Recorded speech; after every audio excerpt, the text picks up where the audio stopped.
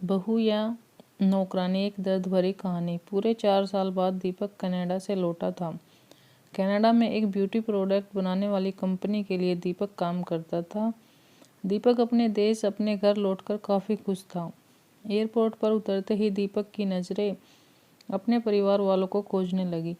जल्द ही उसे अपने माँ बाप, भैया भाभी, बड़ी बहन और खुद की 3 साल की बेटी भी एयरपोर्ट पर खड़े नजर आई।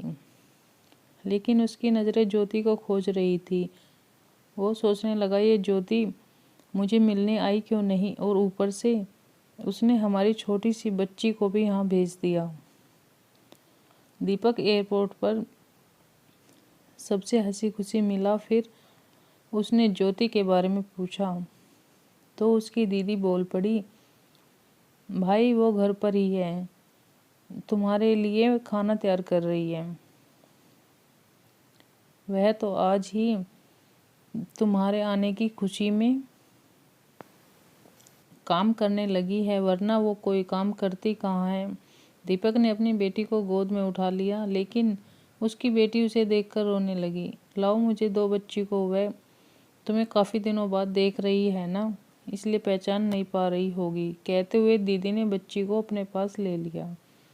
सभी टैक्सी में बैठकर अपने घर की तरफ रवाना हुए। दीपक अपने परिवार से मिलकर खुश था, लेकिन ये बात कि ज्योति उसे एयरपोर्ट पर मिलने नहीं आई उसे काफ़ी परेशान कर रही थी।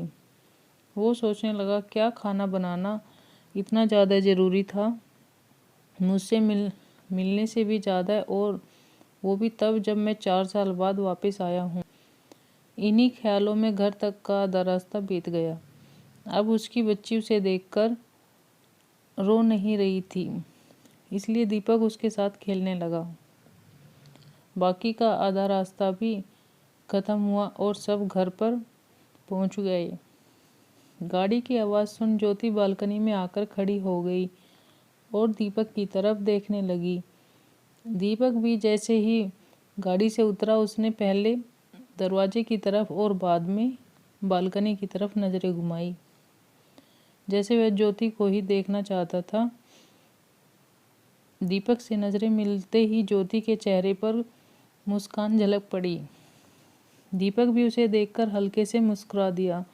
सभी घर के अंदर गए। ज्योति सबके लिए पानी लेकर आई और सभी को पानी देने के बाद फिर से किचन में चली गई चाय बनाने के लिए। थोड़ी देर तक सभी परिवार वालों से बातें करने के बाद दीपक ज्योति को बुलाने लगा।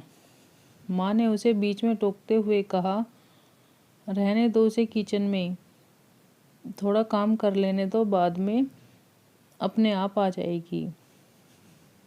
तुम बैठो यहाँ मेरे पास, वैसे भी कहाँ ज़्यादा काम करती है वह।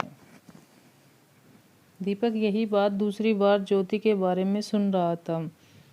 अब उसने सोचा कि मेरे परिवार वाले मुझसे झूठ थोड़ी बोलेंगे।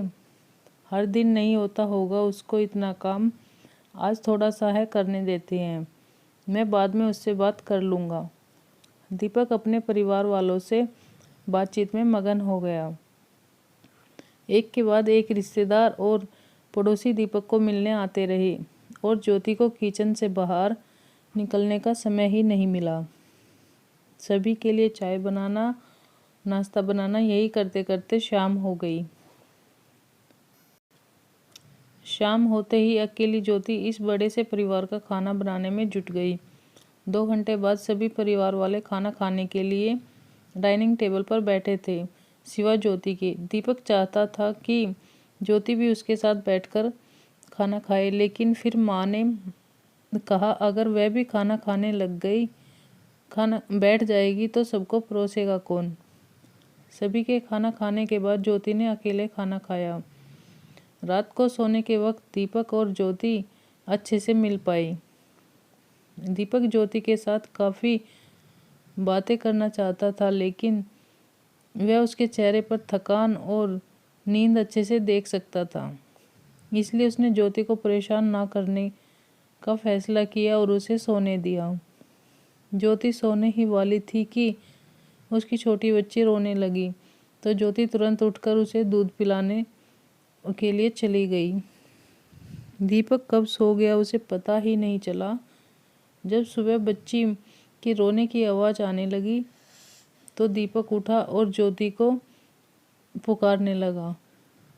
जब ज्योति पास नहीं दिखी तो उसने बच्ची को चुप कराया और फिर से सुला दिया। दीपक बाद में ज्योति को देखने लगा तो ज्योति उसे फिर से किचन में मिली, जो सुबह सुबह ही जल्दी उठकर घर वालों के लिए चाय नाश्ते की तैयारी करने लगी।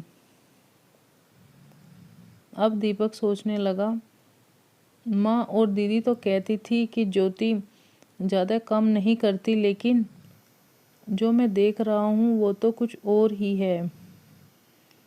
दीपक अब सब समझ गया था, पर वो अपनी माँ को ऐसा नहीं बोल सकता था कि ज्योति से ज़्यादा काम ना कराया जाए।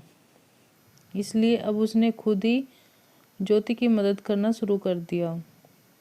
दीपक के हाथ बटाने से ज्योति को थोड़ा अच्छा लगने लगा था। पहले जहाँ उसका चेहरा थकान से भरा रहता था, उतरा रहता था, अब वह उस पर थोड़ी थोड़ी चमक आने लगी थी। दीपक ने कुछ दिनों में ही ये महसूस कर लिया था कि ज्योति अब वो ज्योति नहीं रही थी जिसे दीपक शादी करके लाया था। वो तो कोई और थी, तो तोते की तरह बोलती थी, और ये ज्योति तो बिल्कुल चुप है, गुमसुम है।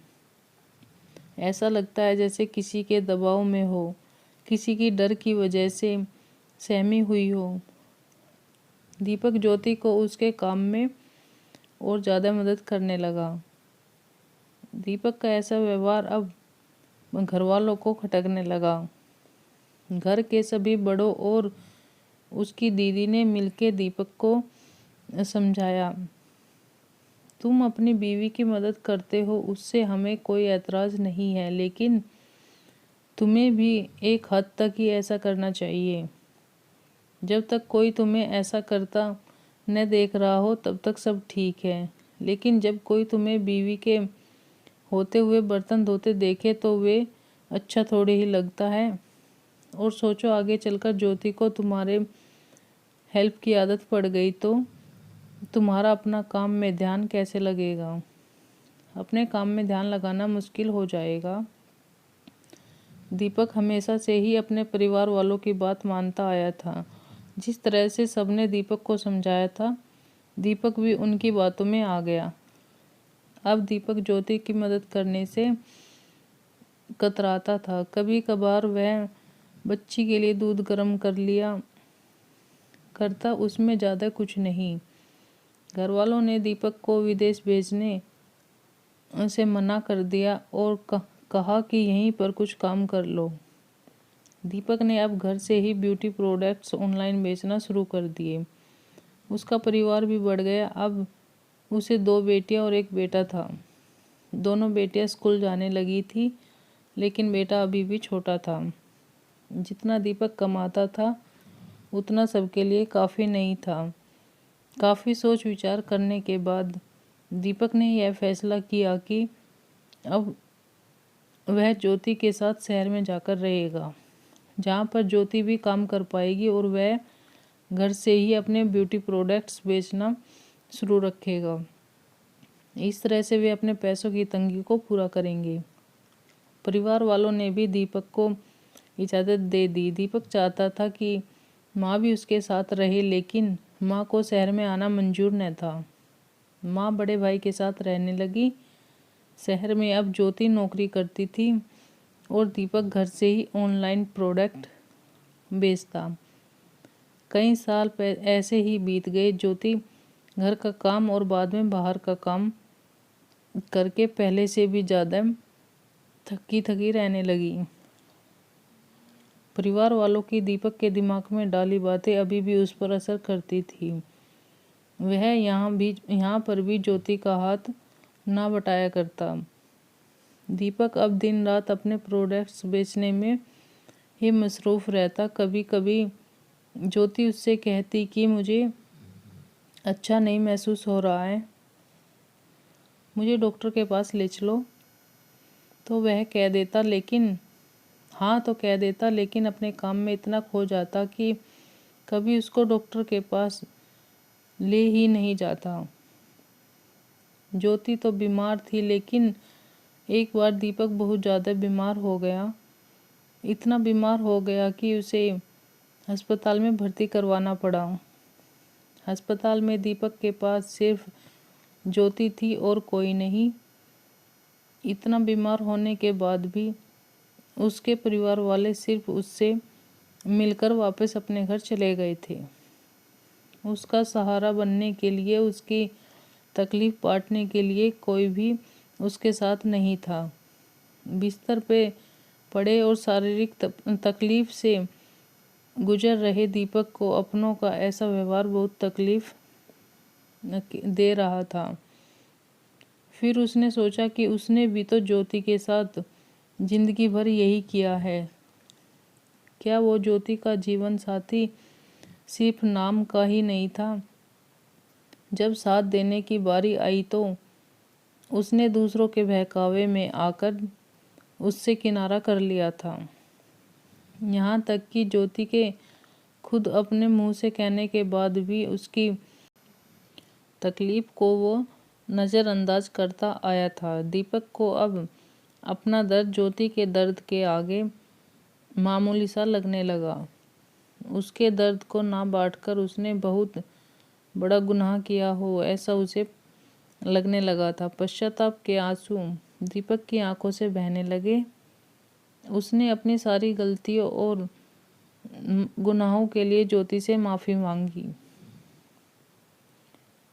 तो आज की कहानी दोस्तों आपको कैसी लगी है कमेंट करके ज़रूर बताना। मिलते हैं ऐसी किसी नई कहानी के साथ, तब तक के लिए बाय बाय।